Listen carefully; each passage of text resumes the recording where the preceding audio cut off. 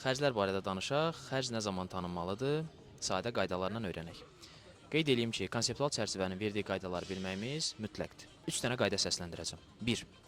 Əgər aktiv və ya xidmət istifadəyə başladıqsa, qarşılığını vermədən aktivi hesabatdan silməli olduqsa, ya da qarşılıq almadan öhdəlik yaratmalı olduqsa. Məsələn, məhsul və ya xidmətin istehlakına fokuslanaq. Avtomobil almışdıq, istifadəyə başladıq. İstifadə müddəti boyunca amortisasiya eləyərək xərc tanıyırıq. Birinci qaydamız. Elektrik enerjisindən xidmət olaraq istifadə edirik. Yenə də birinci qaydamız.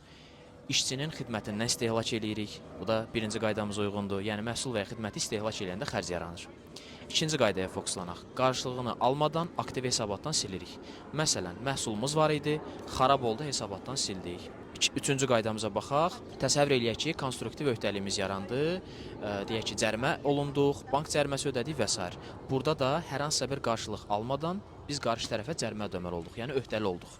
Bu üç qaydanın üçü də bizdə xərc yaradan amildir. Yenə təkrar edirəm, professional qaydaları bilməyimiz mütləqdir. Bu sadəcə gündəlik həyatımızda çeviş qərar vermək üçün lazım olan qaydalardır.